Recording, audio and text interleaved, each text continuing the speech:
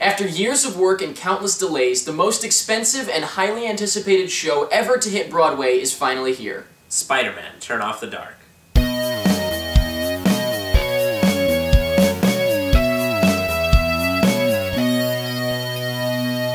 On Wednesday, December 1st, we went to go see the second ever performance of Spider-Man, Turn Off the Dark on Broadway at the Foxwoods Theater.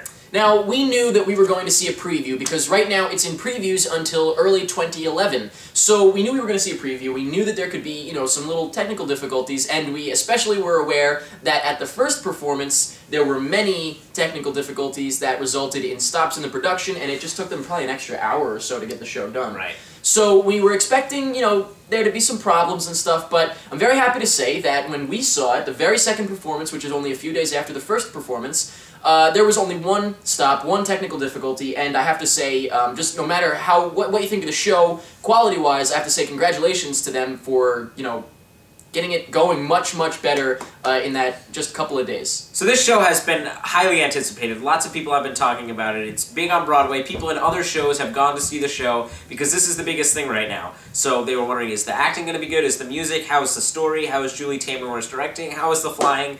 But I think Eric summed it up best when he said, "The first act is what I was hoping it would be, and the second act is what I was hoping it would not be."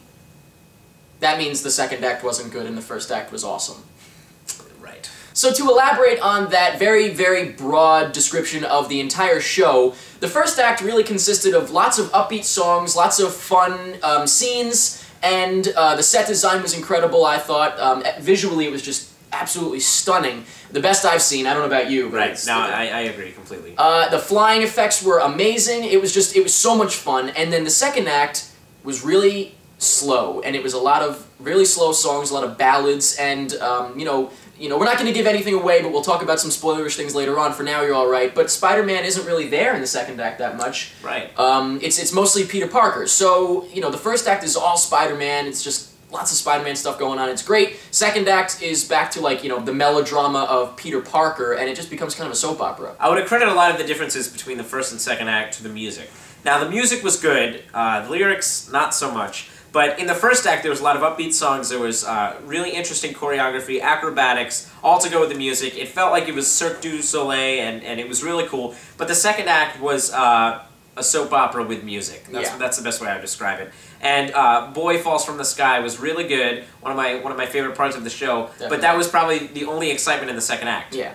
There was one or two upbeat songs, but they had to do with the story, and the story wasn't really that good. Actually, to be honest with you, the story was really not coherent at all in the second act. Agree. Can you give me a summary of what happened in the second act? Give me a second. I can't. I thought the story was fine in the first act. They did change some things that were like, why change that and stuff, but we'll get into that. But, the first act, I was able to follow it.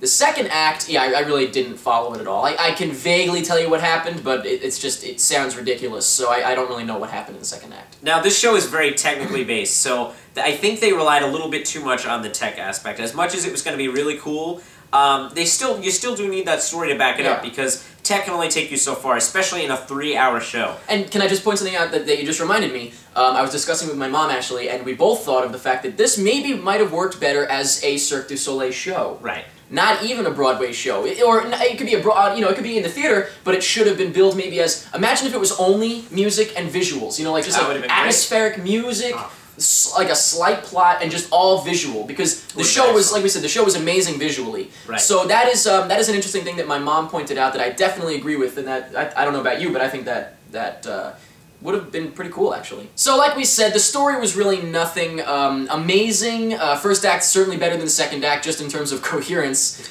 which is really kind of sad, but whatever. Right. I hope that people remember how awesome the first act was, rather than just take away the second act, because I feel like a lot of tickets sold are to cynics that just want to go in and say, I knew it would suck, and, whatever. That's their thing. Right. But I'm taking away the first act as being awesome, and I'm kind of just forgetting the second act. So, but, that's kind of all together. The writing was, it had some canon stuff from Spider-Man, like the original stories and stuff, and I am not a purist by any means specifically, but they did add in some stuff that I thought was cool, like Arachne. The basic story in the first act of Arachne was cool, but then it got ridiculous, and so even though I'm not a purist, I think they would have been better off sticking to some original plot lines, like maybe include Doc Ock. That could have been incredible. Now, as we were talking about the music before, I would say the music is good. It's not anything really great or groundbreaking. It's kind of like U2 with some strings and trumpets. So, I mean, U2 makes some pretty good music, so that's good. But the lyrics didn't really have a lot of depth, and I was kind of disappointed in that. But at the same time, you know, they're not...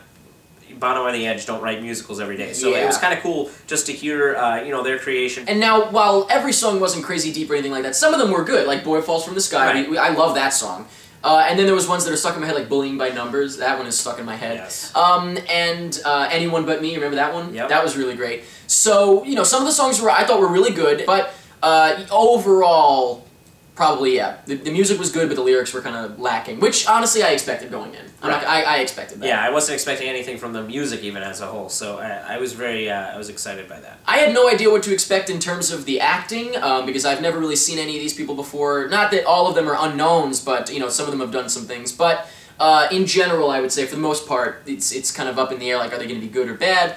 And I'd have to say that, across the board, in general, I thought it was good, overall, with some bad stuff here and there, like, for example, specifically, the kids. The geek chorus. The geek chorus, yes. The four kids in the geek chorus, I didn't think they were that good. And that's not, it was like half writing, half just them being kind of too obnoxious without it being likable. Right. So they really needed to be likable, that was the problem, but they really weren't. And also, J. Jonah Jameson, I didn't really think that he was... but that, you know what, actually, not so much him as the writing in that case, I think. Yeah. I didn't really get... Like, everything he said, like, all his little one-liners and stuff were really not that good. Any of the J. Jonah Jameson scenes were kind of lame. So I don't know if we attribute that to him or the writing, but I would say just, in general, he stuck out as kind of a bad apple to me. I thought Peter Parker was good. Reeve Carney, I thought he was good. I thought Mary Jane was good. I thought Mary Jane was actually... I'd say Mary Jane was probably the best in the show. I agree. So, I think she's the most seasoned performer. I think she seemed to be. Arachne, I thought, was good, and just in general, I thought everyone was good except for those couple of badish people. But overall, I thought the acting was, you know, I got a thumbs up. I was kind of surprised. Yes. But easily, the most important thing for us going in was going to be the visuals and the flying. So the set design was really amazing. It was absolutely revolutionary. Nothing I've ever seen on a stage. Really. And they actually gutted the whole theater, completely redid it for Spider-Man, and I'm really happy that they did that because you know, it really helped because everything felt really coherent in that sense, and the whole, like...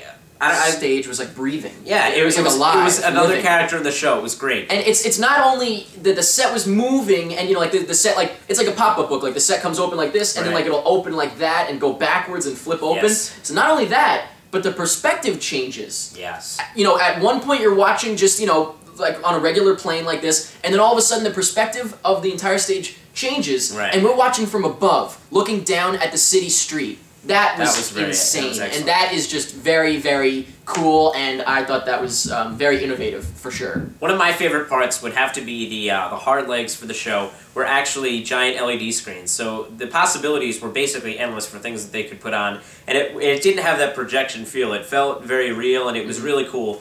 So, thumbs up for that. And you said, don't forget, you loved when they crossed over. Right, they crossed over each other, and there was actually it was seamless. Yeah, it was seamless. So that was excellent. And of course, the most talked about and most exciting part of the entire show, the flying. I didn't know. I knew it was going to be great. I really didn't know how great it was going to be, but the flying is absolutely, totally awesome. And honestly, at one point, I really thought for a split second, and I'm not even just kidding you right now, that we were watching the actual Spider-Man, because we had fantastic seats in the flying circle, which is like the first balcony up, and Spider-Man landed right in front of us. He flies out from behind the stage, flies around, lands right in front of us, and for a split second, I swear, I don't know how I actually felt this, because I was conscious and aware that I was in a Broadway show, but I really thought it was Spider-Man. And there was the bad guys on the stage, and I'm thinking, like, Spider-Man, you gotta go get him. It really felt like that for a split second, so it was literally just magical for that part when he's flying around. It was great. So I kind of feel like they were going for a feel as though you're watching a movie, and you could have fooled me when you were watching it, because there was almost nothing it seemed like they couldn't do. So basically, watching it, a lot of the people that were working on the show, Scott Rogers was the designer of everything that was flying around, and a lot of those people actually worked on the Spider-Man movies and were stuntmen, so it wasn't that far off from the movies, and their work definitely shone through and was the best part of the show, in my opinion. And we had things like the Green Goblin and Spider-Man fighting in the middle of the air above a full theater of people. Yes. Like, that's unprecedented, isn't it? Like, that's amazing. insane. Amazing. So it was just, you know, on that level, spectacle alone, this show, I think, for me, it was totally worth going to. Totally worth the ticket price, just to see the flying around, and it was just, it made me so happy and so excited, and it was just fantastic. So overall, once again, first act, really good. Second act, not so good, but the first act totally makes the whole thing worth it. It was totally a blast. We had so much fun, and overall, we have to give it a thumbs up. Definitely. So now we're going to talk about some spoilers. If you have not seen Spider-Man Turn Off the Dark, then don't watch this, because even though it's not that big of a deal, I guess, if you don't want to know anything going in, then don't watch, and once you see Spider-Man Turn Off the Dark, then you can come back and watch and discuss with us. So the first thing that I want to say is just, like I said, I'm not a purist, really, about stuff like this, but a couple of things that I thought were kind of, like, weird were Uncle Ben, the way he died in the show. Yeah, it was different. It was kind of just weird, and, you know, he got, like, hit by Flash's car being stolen, and it's similar in a way, but just not the same enough that it, you know, motivates Peter Parker to be kind of Spider-Man, you know? Right. Also, Uncle Ben never says, with great power comes great responsibility, as far as I remember. No, like, Spider-Man just says that randomly. Yeah. He doesn't even say it. Like, he doesn't even get it out. Yeah, Green Goblin is like, what? What'd you say? What? Like, so, I don't know. And about Green Goblin, we wanted to point out, well, yeah, his accent was really weird. For whatever reason, they made him sound like he was from the South. Now, I don't know everything. Yeah, but it was strange, really for sure. strange, too. Another part was the whole part with the piano, and they ended Act 1 with a very light note. Yeah, it was a very weird, it was all take Manhattan. And, you know, what we're saying, like, traditional Broadway, you end the first act with a big old number. A huge there bang. Was not a big number. I mean, Exactly. there was the fight, but even so, people wanted something more. They wanted Spider-Man to sing something. Yeah. But he didn't. But so, you know, so that was kind of weird. And then even in the second act, there was no big finale or anything. Right. You know, that's why it was just a very odd literally, show. You could tell that it was not written by Broadway people. Yeah, you know? Yeah. So, oh, actually, wait, what was I saying? Julie Taymor wrote it. Yeah. Well, what the hell, Julie Taymor? Well, she's not a writer for Broadway, though. She's a director. So that's not so weird. But, you know, I don't know. It was just, it was odd. It was just, I'm used to Broadway shows, having a big end to the first act. It wasn't very theatrical. Finale. Maybe this is the new way theater's going. But well, I hope not. I hope not. Yeah. To be honest with you, in terms of visuals and effects, yes, I hope so. But in terms of writing, and I don't think it's going to go that way. Yeah, I don't think that it's going to be a critical success, but in that sense, by any means. So we should be fine. But yeah, there was some odd things like that. And the other thing that I want to say is in the second act, we have to point out the one fantastic part. We have to give kudos to this.